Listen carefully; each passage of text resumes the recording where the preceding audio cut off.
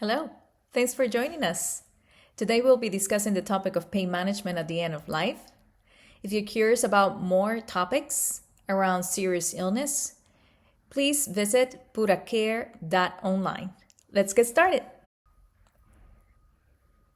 Here's a disclaimer. The information presented in this educational session is intended for educational purposes only and does not constitute medical advice. It should not be used to diagnose or treat any medical condition. The views and opinions expressed are my own and do not reflect the official policy or position of any organization, institution, or employer. Viewers are encouraged to consult qualified healthcare professionals for individual medical concerns. Let's go over some objectives for today's presentation. We will review holistic assessment of pain and symptoms at the end of life, pharmacological and non-pharmacological approach to pain management. We'll do some opioid conversions, and we'll review opioid abuse and diversion prevention at the end of life. I have nothing to disclose. When we talk about holistic approach to pain, it's important to talk about total pain. This term was coined by Dame Cicely Saunders, who is considered the founder of the modern hospice in the late 1970s. She first articulated the theory of total pain to describe the sum of suffering, that is physical, spiritual, psychological, and social pain experienced by patients faced with advanced disease and terminal illness. And I cannot emphasize enough how important it is to have in mind all of these components of pain, as one may be limited by only addressing one or two, or just simply ignoring any of them. When assessing pain, patients facing serious illness, we need to assess the psychosocial and spiritual factors with this person experiencing persistent pain. This is crucial. How is their pain impacting their life, their connections to relationships, meaning, purpose, fulfillment? How are their existential struggles contributing to their physical pain? I will never forget a patient who I care for in one of our inpatient units. She was facing a cancer she had battled for years. It had come to a point where the pain was unbearable. Despite many pain management modalities tried, we were not making any headway. And we were trying to do this from an interdisciplinary team approach. We understood and recognized that her spiritual pain was so profound that no matter how much we tried to push to treat her physical pain, she will be perceiving pain as part of that way of purging her sins, almost like a necessary evil for her. At the same time, she was rejecting this pain, unable to bear it anymore. These are the kinds of very difficult circumstances we can find our patients at, and we need to address them in order to be able to provide comfort, especially when we're talking end of life. We should always incorporate goals of care discussions when talking to patients who are facing severe pain or any kind of pain at the end of life, or when facing serious illness. It is important to understand if they have had any advanced care planning, how they would have wanted this pain to be treated if they're no longer able to make their own decisions. The discussion must be dynamic regarding the current symptoms, as well as what would be best and worst case scenario in the future. How they would like to address pain that is not properly controlled as their disease advances. We need the patient's input in their own plan of care. I like to tell patients that potentially there may not be a physical pain that I cannot treat to their satisfaction. I like to mention that sometimes it comes down to how much they're willing to trade off in order to have that physical pain control. So for example, a 35-year-old mother of two who I treated for a significant pain facing cancer was not ready to have a pain control of 2 out of 10. She was more than content to having pain of 6 or 7 out of 10, because at that point she was still able to tolerate the medications we were giving her without being sedated, and she was able to be present for her children, who she was still teaching how to take the bus, how to walk from the bus stop to home, how to prepare some simple meals. This was crucial for her. It was what mattered at that time. And the time came where she understood that she could no longer bear that physical pain. More medications were needed, and she would eventually slip into a more of a coma. And she was okay with that, but on her own time, at her own pace, when it was the right moment for her.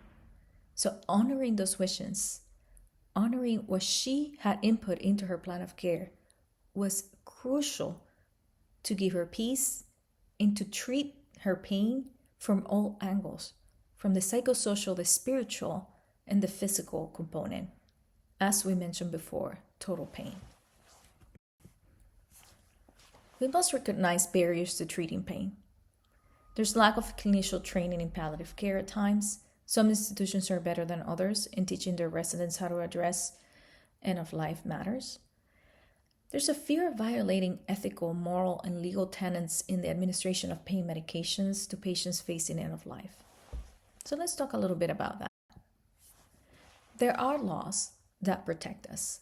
If you're here in Florida, there is the House Bill 21 exceptions, where a practitioner may prescribe controlled substances for greater than 7 days if there is a diagnosis of non-acute pain, such as a terminal condition, a patient who's receiving palliative care to provide relief for symptoms related to an incurable progressive illness or injury, or a patient who has faced a serious traumatic injury with an injury severity score of 9 or greater.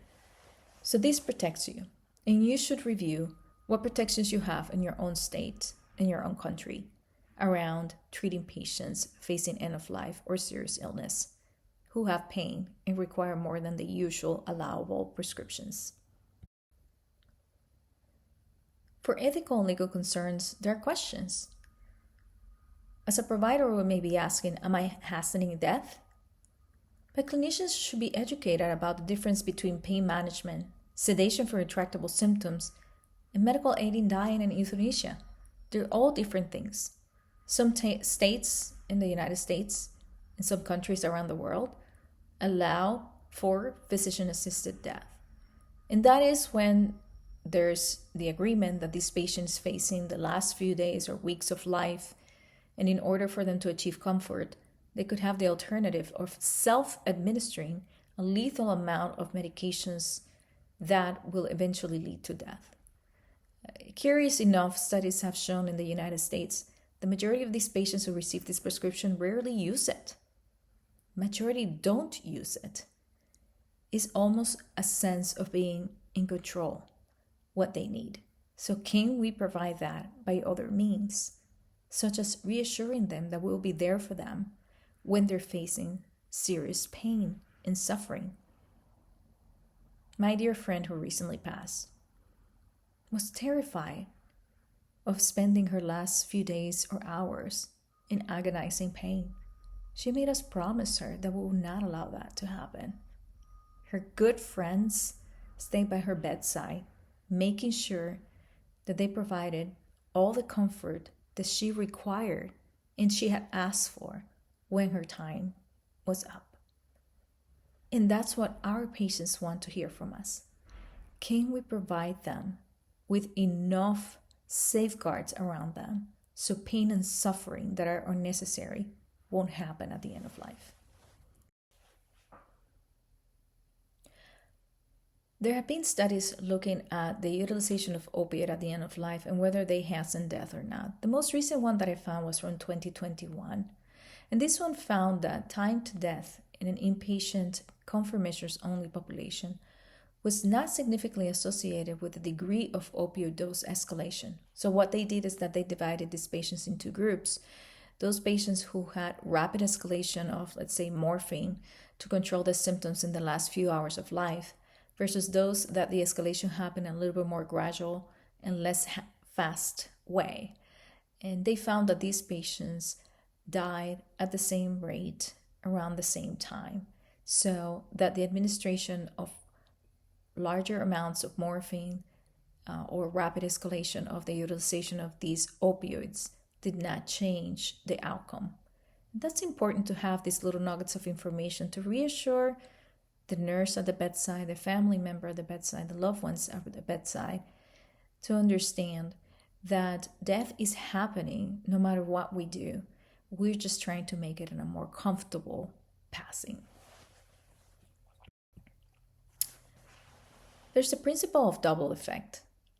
Curious enough, when I was reading about this, I found out that it originated in the Catholic Church around 1957, when there was a meeting with the Pope with anesthesiologists from all over the world.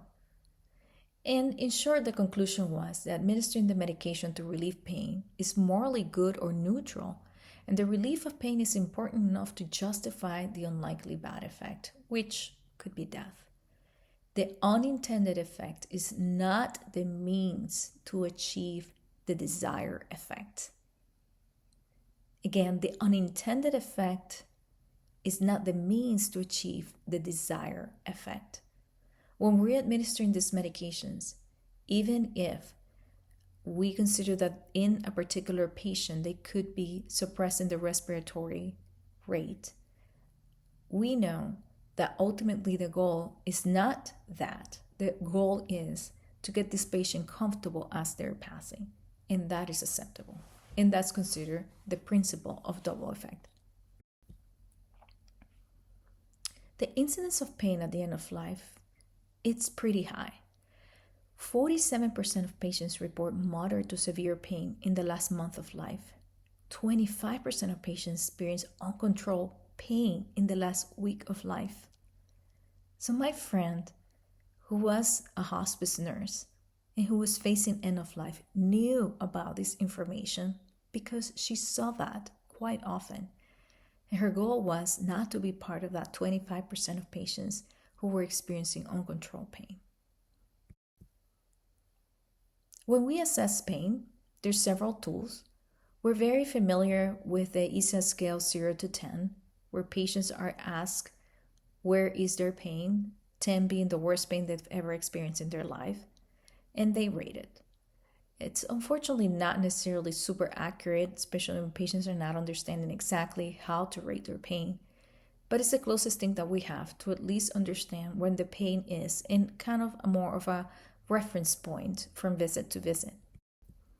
But what do we do with patients who have dementia, patients who are not able to voice an accurate pain level? We utilize what's called the AD pain assessment. So this pain assessment takes in consideration behavioral changes in a patient who's nonverbal, unable to verbalize what kind of pain and what level of pain they have. So the bedside provider will be looking at breathing patterns, negative vocalization, which is maybe aggressive behavior with occasional moaning or repeated trouble calling, that kind of stuff. Facial expression, body language, consolability, and the clinician is going to rate that from 0 to 2, giving it a score for each category, and it's then again a 0 to 10 scale. And you should treat the pain as you would with the other 0 to 10 scale of a patient who's able to verbalize their pain.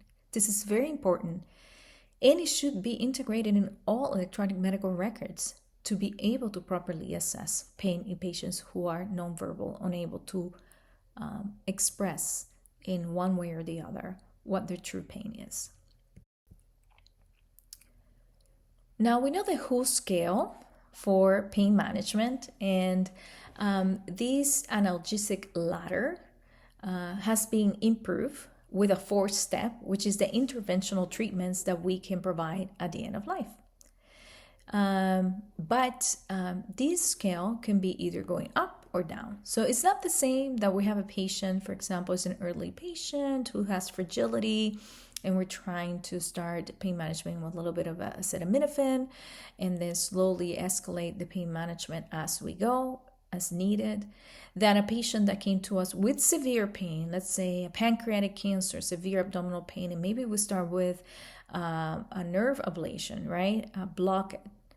And with that block, creating some pain relief with strong opioids that slowly can be de-escalated if possible, right? So this whole scale does give us a little bit of idea of how to either escalate pain management or de-escalate pain management, and remembering that interventional treatments can always be utilized. And I'm talking about any kind of interventional treatment. One that I always advocate for is patients with ovarian cancer, for example, and going with intermittent bowel obstruction, which is often the case at the end of life in these patients. Can we advocate for a venting gastrostomy when they're in the hospital with one of those episodes in this crisis? Because it can really help us at home control the symptoms of bowel obstruction without rehospitalization, especially once they're already in hospice care. Let's discuss what issues we should consider when starting a patient on an opioid. This is a checklist. Is the patient opioid naive? What opioids have been effective for a patient in the past? What is the patient's age? This is really important, right? It's not the same starting a patient 95 and frail on some opioid than a patient who's 45 and still up and about. What is the patient's renal function or liver function? We're going to discuss that with different medications that are available. Does the medication come in the dose that you're trying to prescribe? It's not the same. If you're ordering morphine 10, you better have a morphine 10 tablet around, right? If not, you're ordering as a solution or a suspension.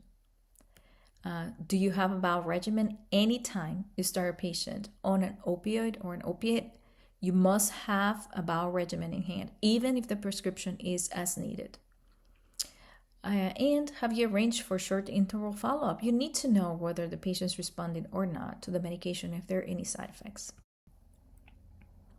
We should always recognize what are the common side effects of opioids, including constipation, nausea, vomiting, some neurotoxicity like mental status changes, EPS or clonus, also tolerance and hyperalgesia. We should know about opioid metabolism considerations. For example, morphine is heavily metabolized in the liver and is secreted by the kidneys. Patients with end-stage renal disease should not be receiving morphine. And if they're being dialyzed, then you need to adjust the dose. Oxycodone and hydrocodone are metabolized by the liver heavily and then excreted by the kidneys.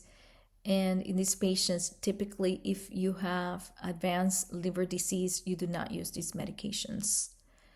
Fentanyl and methadone have few active metabolites and likely to be safer than other opioids when patients have renal or liver function. So that's great to have in mind. I wanted to chat a little bit about the most common opioids we have available and what are their half-lives and some pharmacokinetics that may be helpful for you. So morphine has a half-life of about 2 to 3 hours. What does this mean? That if you're dosing morphine as needed and you're making it every 6 hours as needed, chances are your patient's going to go without pain control for a long time.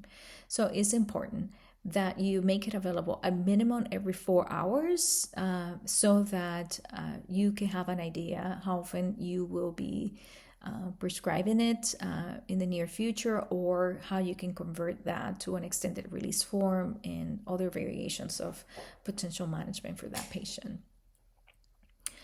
Do not use if there's true coating allergy, like true IgE-mediated allergy with hives or, anaphylactic reaction, because there's cross-reactivity. And if the patient's opioid naive, you always start very low and go slow. Recommended dose will be 5 milligrams PO or sublingual every 4 hours as needed for shortness of breath or pain. If you have just morphine tablets, immediate release, you can grab the 50 milligram tablets, which is the standard lowest dose available in tablets, cut it in half and give just 7.5 every 4 hours as needed. So morphine comes in immediate release tablets, extended release tablets. It comes in solution that it's easily accessible for patients who have almost lost their oral route and you need to find an alternative mode of administration. It has a bitter flavor. Sometimes I ask the family to just use something like a vanilla syrup or coffee syrup of the patient's liking when they're mixing the medications to give it to the patient. It also comes in injections for IV push or infusions for PCAs. Oxycodone can be used for patients with morphine allergy the majority of time, unless it's a true IgE reaction.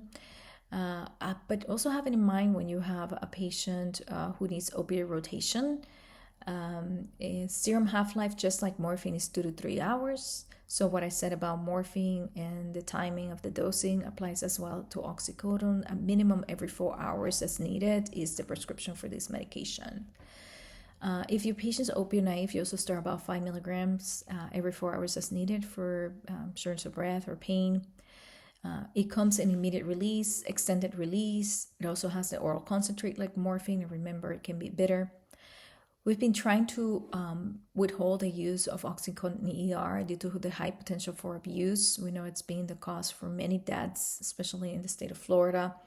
So we try to stay away from it and use other variations of opioids if possible. Dilaudid hydromorphone, it's very high in potency. It has a half-life of 3 to 6 hours, so you can have a stack-up effect if you try to dose it too often.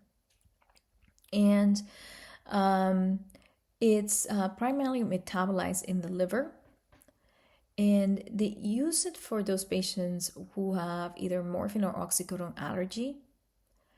And the only issue with hydromorphone is also that there's not a long-acting formulation. So typically you will prescribe a patient morphine immediate release, PRN, but also extended release, so you have a long-acting medication. That's not going to be the case with hydromorphone. You're going to have to use a different opioid for extended release in this case. But it's pretty effective. It's very potent. In patients who need it, it's actually a very good drug to utilize. It comes in tablets, in solutions, and also in infusion for PCA. Methadone is a mu agonist opioid, and it's the only long-acting opioid that comes in a liquid form, so it's very helpful. In the hospice world, we use it often because it's great as an extended release opioid, and we find it also very helpful because we don't have to worry so much about kidney or liver dysfunction in these patients. It does have a variable analgesic response. Only 20% is clear through the kidney. So remember, it's a good drug for patients who have kidney insufficiency or liver insufficiency. It's well known to be excellent for cancer, pain, and neuropathy. The average half-life is 24 hours and actually can be anywhere from 12 hours to a week. So what this means is that once we start a methadone dose, we do not increase it, but every 5 to 7 days. Fearing that by the time it reaches the steady state, we can be stacking up doses and then making the patient really lethargic or having more side effects related to the medication. It can cause QTc interval prolongation, leading to potential fatal arrhythmias, like torsade de pointes. So if your patient is not on hospice care and you're trying methadone, you should have serial EKGs for these patients. Once the patient is on hospice, we talk about risk benefits and inform the patient and family about these potential side effects, understanding that the goal is comfort. The dose utilized for pain management is significantly lower than the one used for chronic opioid addiction in methadone clinics. So for example, I will have a patient on an average of about 30 milligrams of methadone a day in the hospice setting, whereas a methadone clinic, you can be using up to 200 milligrams a day. So totally different to prescribe methadone at such a high dose, and for history of opioid abuse, you need a special license. So not recommended for you to do this on a palliative or hospice care setting. So the methadone can be used in elderly patients, and sometimes we try something as small as 2.5 milligrams at bedtime for pain control, and they do great. They start sleeping good, the overall pain reduces, the utilization of as needed pain medications during the day reduces significantly. So try it in your elderly patients who are facing end of life or serious illness, because it tends to be very effective at very small doses. And remember, you never increase more than 5 milligrams a day. Usually 3 to 5 days in between titration. Actually, you should be even more conservative and wait up to 5 to 7 days for titration. And in the meantime, you can just use breakthrough immediate release morphine or oxycodone or hydromorphone if you need to control the pain. You should follow the methadone conversion table and consult a clinical pharmacist. I think methadone is one of those that rarely people utilize, and if you're not too familiar with it, it's better to have a second set of eyes doing your conversions with methadone. And there's also an IV formulation for methadone. Fentanyl patch is well recognized out there, and unfortunately in hospice, it's not that helpful, primarily because our patients don't have that fat pad that is needed for patients to absorb the medication properly before it reaches its steady state. And because rapid titration is not possible, right? It gets changed every 72 hours. Typically, you need 24 to 48 hours to see any effects of titration of the medication. So in general, avoid in opioid-naive patients and know that the available formulary options are Duragesic patch of 12.5, 25, 50, 75, and 100 micrograms an hour. You shouldn't start with a Duragesic patch of 12.5 milligrams unless the patient has a total morphine daily use of about 60 milligrams of morphine equivalents a day. So that really limits also who can start these patches, because if your patient's not using such a high amount of morphine, you should not be using the patch either. I wanted to talk about patient control analgesia or PCAs, because if you're a clinician in a hospital or in a hospice setting or a palliative setting, you should be familiar on how to dose this and what are the components of prescribing these PCAs. They usually can be administered either IV or subcutaneous. And you try not to do more than 3 mLs total an hour if you're administering these in a subcutaneous form. The prescription components should include the concentration. Are you ordering the prescription on a 1 milligram to 1 ml solution, or 10 milligrams to 1 ml solution? So 1:1 or 10:1. You need to put a basal rate on your prescription and a bolus dose. So how much medication the patient is going to be receiving on an hourly rate, but also how many milligrams per bolus every 10 or 15 minutes, depending on how you put the lock on the PCA.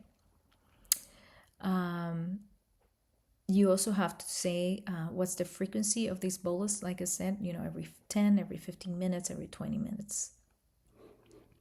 So for example, suggestion for an initial PCA of morphine would be starting morphine 1:1 solution, which is usually readily available and shelf stable. And you specify if it's going to be via IV or subcutaneous.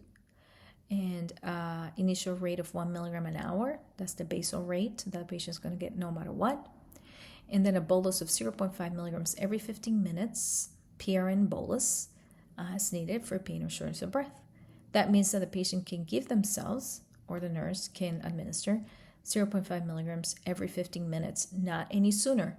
So I like to use this as a reminder to the families that these pumps have a lockdown, that if the 15 minutes have not passed, the patient cannot give themselves any more medication. It's 0.5 every 15 minutes if that's the way the pump is set up. And you should always have a breakthrough dose. So that PRN bolus should be about 20 to 30% of your actual basal rate, right? So usually the initial dose is going to be 1 milligram in 0.5 or 15, but as you go up on the titration, make sure that bolus is 20 to 30% of that hourly rate. So how do we titrate the PCA? We usually add the total amount of the breakthrough doses in 24 hours that the patient have received, and we divide it by 24, then add the resulting number to the hourly rate. And you can adjust the bolus dose to 20 to 30% of that basal rate. So for example, if your current dose is 1 milligram an hour, and the patient is receiving 0.5 milligram bolus every 15 as needed, your total number of boluses in the last 24 hours have been 15, which is something that the nurse can read from you for you from the PCA pump. you ask, okay, how many boluses did the patient receive in the last 24 hours? And they're going to say, well, they received 15 boluses of 0.5 milligrams. So you're going to say 15 times 0.5, 7.5 milligrams. You're going to divide that by 24 hours, and that's going to be 0.3. So what are you going to do? To your basal rate of 1 milligram an hour that you had before, you're going to add that 0.3, and then your new PCA is going to be 1.3 milligrams basal rate, okay? And 0.5 milligrams as needed for pain, which is going to be between that 20 to 30% basal rate. All right, so let's do some opioid conversions. Please hang in there. This is going to be information that now you're going to hear, you're going to see, you can always rewind. You can get your conversion tables out. You can get paper and pencil and try to do them with me. It's information that at some point, if you have to do this conversion, you're going to want to have somebody talking you through them so you know what to do. So we use the equinalgesic conversion table that Mary-Lynn McPherson put in her latest book. And Mary-Lynn McPherson is a fabulous pharmacist, PhD, who has been a pioneer in hospice and palliative care, pharmacy, education, and across the board beyond pharmacy. So we highly appreciate her. So I'm using her table, and this is the most updated version of it. Here are the equivalents. So we know that the equinalgesic dose of morphine is 25 orally and 10 parenterally. And compare that to hydromorphone, which is 5, right? Or oxycodone, which is 20, which is the closest to morphine. And hydrocodone and morphine have the same equinalgesic dose. And I'd like to point these out because some families are like, oh, you can give them some hydrocodone, but do not know morphine is going to kill them. Where if you give them 10 of morphine, you're giving them the same 10 of hydrocodone they're receiving. So just have that in mind. And then oxymorphone is about 10 relative to 25 equinalgesic dose for morphine. So let's go over this case. Mary is 64 years old with pancreatic cancer. She doesn't have any known drug allergies. She's been experiencing severe abdominal pain and back pain since arriving home from the hospital, where she was admitted for nausea and vomiting following most recent chemotherapy. She decided to stop chemo and to be admitted to hospice. And her current opioid prescription is for morphine sulfate immediate release, 50 milligrams every 4 hours as needed for pain. She has taken a dose every 4 hours to control her pain. She has not had any side effects of the morphine. And how would you adjust her pain management at this point? Well, you know that the order currently is for morphine immediate release 50 milligrams every 4 hours as needed for pain, and that the total 24 morphine dose is 15 milligrams times 6 doses that she got over the last 24 hours, right? Because if she's taking it every 4 hours around the clock, that's 6 doses in 24 hours. Then to convert to the extended release morphine, you're just going to do that 90 milligrams that she took in the last 24 hours divided by 2, and that's 45 milligrams. So your final recommended extended release dose for the morphine is 45 milligrams every 12 hours. And the breakthrough recommendation should be 25% of that daily morphine use. So you could use 15 to 20 milligrams of morphine every 4 hours as needed for pain. So what I would do with Mary would be to give her the 45 milligrams extended release every 12 hours of morphine, and then 15 milligrams every 4 hours as needed for pain, and see how she does. After 4 days on the new extended release morphine 45 milligrams every 12 hours, along with immediate release 15 milligrams every 4 hours for pain, she reports that her pain is controlled, and she has used just 2 doses of that MSIR in the last 24 hours. But she has developed some involuntary twitching. Remember those side effects of opioids, clonus, EPS? Now Mary is experiencing that. You suspect morphine toxicity and decide to rotate to a different opioid to see if these effects disappear. How would you do the new plan? So remember your conversion formula here, which is your equinalgesic number of the current opioid. So what is the equinalgesic number for morphine, which is 25. The equalgesic of the desired new opioid, let's say we want to change her to oxycodone, that's going to be 20. You have to calculate the 24-hour total of morphine the patient received, and that's going to give you your desired new opioid dose. Okay, so we know that she's on 45 milligrams twice a day of extended release and 15 every 4 hours for pain, and she only used that every 4 hours for pain twice, so she only used 30 milligrams of the immediate release. So your total dose in 24 hours for Mary is 90 milligrams of extended release and 30 milligrams of immediate release for a total of 120 milligrams in 24 hours. So you have that number. So here's our conversion. We're going to use the 25 as an equal analgesic number for morphine, the 20 as an equal analgesic number of our desired new opioid that we want to use, which is oxycodone, 120, which was the total dose of the current opioid in 24 hours. You do a cross multiplication, so 120 times 20 divided by 25. So 120 times 20 is 2400 divided by 25 is 96. You decrease the oxycodone by 25% to account for cross tolerance, which we always do when we're changing to a new analgesic, unless the pain is very uncontrolled and you just want to go full force. So we're going to do 25% of 96 is 24. So at the end of the day, all I want to do is 72 milligrams of oxycodone. So you want to do the oxycodone extended release, although I said we try to stay away from it, but I wanted to give you this example. So we will probably divide that 72 by 2 to give every 12-hour dosing. And because the oxycodone comes in 45s and 30s, we're just going to do 30 milligrams every 12 hours. And then we're going to add the breakthrough dose of oxycodone IR, which should be at least 25% of the daily dose. So we're going to start about 50 milligrams of oxycodone immediate release every 4 hours, okay? So our prescription will be for OxyContin ER, 30 milligrams Q12, and oxycodone IR, 50 milligrams every 4 hours as needed for pain. And Mary did well on oxycodone for a week. However, she has developed nausea and vomiting. She's not tolerating any meds by mouth, and her pain is not controlled. You want to start PCA of hydromorphone to assist her pain control. She has taken 3 doses of oxycodone 15 IR in the last 24 hours, along with OxyContin ER 30 milligrams Q12 hours. So you wish to start hydromorphone PCA, and her current oxycodone dose in 24 hours is 105 milligrams.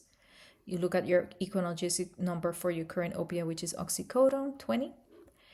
The new opioid you want to use is hydromorphone IV, and that equal analgesic number is 2. The total amount of oxy in the last 24 hours is 105 milligrams. So you're going to do a cross multiplication, 105 times 2 divided by 20. And that's 10.5 of IV hydromorphone. So you decide if you want to decrease by 5% for cross tolerance. But for now, you have 10.5 milligrams of hydromorphone IV that you need to divide in 24 hours because you're going to do an hourly rate. And that's going to give you a rate of 0.4. So what we suggest is that you start the hydromorphone PCA at a basal rate of 0.4 with a bolus of 0.1, which will be 25% of that hourly rate, every 15 minutes as needed for pain.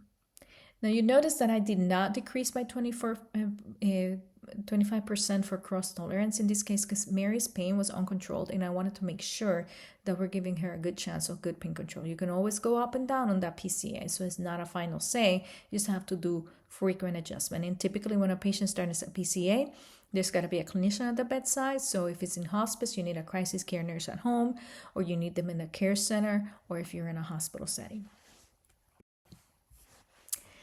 That's it for conversions, and we're ready to talk a little bit about non-opioid adjuvant therapies. Remember that when we're treating pain, we try to treat all sorts of different pathways to decrease the use of opioid if at all possible. So we call in opioid-sparing therapies.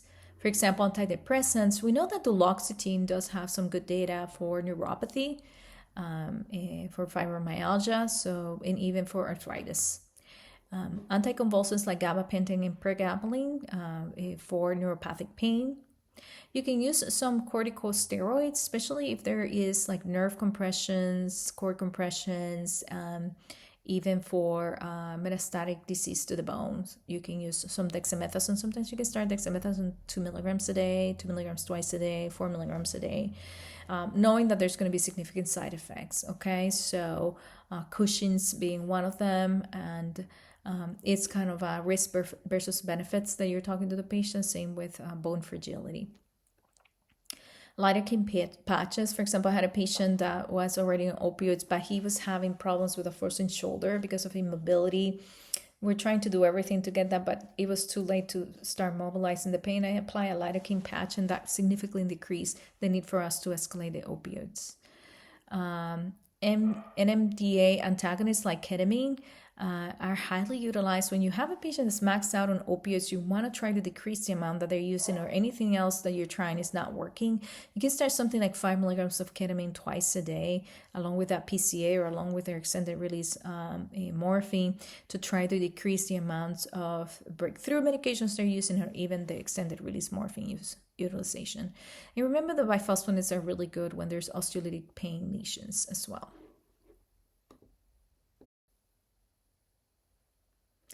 There are also non-pharmacological interventions. Remember those adjuvant therapies that we can utilize, like mentioned before, but sometimes we can have what could look like more invasive procedures to spare the utilization of opioids, but also to reduce pain and provide more comfort to our patients. Radiation therapy can definitely be very helpful in patients with bone mets, in wounds that are bleeding, nerve blocks for deep visceral pain, pelvic pain, lower extremity pain, ischemia related to pain. Also surgical interventions to reduce tumor size or drain an abscess or relieve bowel obstruction, like I mentioned before, the utilization of venting gastrostomies in patients with intermittent bowel obstruction, especially pelvic cancers are well known to have these difficulties, and we should advocate for these. Sometimes you have to have this conversation with the surgeons. They may try to be too conservative, and these patients need more aggressive interventions, and you can advocate for your patients about that. Integrative medicine does have a role in treating pain and symptoms at the end of life. Acupuncture has some data, but again, not great systemic studies to support the benefits. However, is so minimally invasive, and some patients do find significantly comfort with it, that we recommend it if the patient's tolerating and is willing to go through with it. Massage therapy, also for muscle soreness and to relieve tension. Aromatherapy, again, not strong evidence, but does provide some space for grounding and meditation for patients, or for some relief of symptoms. We also use it for patients who have unfortunate surfacing cancers, that provoke an odor that can be terrible. I think one of the most demeaning things that can happen at the end of life is that you can smell your own death tissue, for example. So aromatherapy, charcoal under the bed, all those things can be utilized. And music therapy has excellent data in decreasing pain, can be easily measurable by heart rate, blood pressure, and other immediate findings after going through a music therapy session. Remember, these are professionals that go and they obtain a master's in musical therapy, and the results of these are remarkable. Art, taking your patient to have a moment of meditation in peacefulness in an art setting, like a museum, where they don't have to go on a fast pace, right? They can take their time to go through these masterpieces and just reflect on them. Just think about all these alternatives. Now, I do get asked a lot about use of cannabinoids or marijuana for the treatment of symptoms at the end of life. And, the evidence is not too strong for many of them. But I wanted to mention some, like anorexia, that is cancer related. The use of THC has limited evidence to help. versus the anorexia related to HIV, where there is a better response than cancer patients. The results on nausea and vomiting with cannabinoids tend to be good, dronabinol being one of them. Anxiety results with THC not too great in decreasing anxiety, at least per literature. PTSD, again, the data is limited. Part of it because, again, THC being a control substance at the federal level has very little opportunities of being studied. It does seem to be helpful for insomnia, and there's mixed findings in terms of it helping with chronic pain or neuropathic pain. Have in mind that when patients are undergoing cancer treatment, there's a potential for adverse effect and diminished potency of immunotherapy when used in conjunction with immunotherapy. So you also need to have that in mind and advise your patients against the use of THC when they're undergoing immunotherapy. And there is some data suggesting that there could be increased risk on testicular cancer as well. Cannabis is metabolized in the liver primarily through a cytochrome P450 and can cause increase or a reduction effect of several drugs. So again, when utilizing THC with other drugs that you may be providing patient, look for interactions. There's no specific dose recommendation based on age, weight, the specific type of cannabinoid that you should be recommending for these. So it makes it very difficult to recommend when starting these medications. Now, I wanted to touch the point of opioid abuse deterrence recommendations at the end of life, because unfortunately we do get patients, right? They're not exempt at the end of life who have had a history of opioid abuse and even diversion.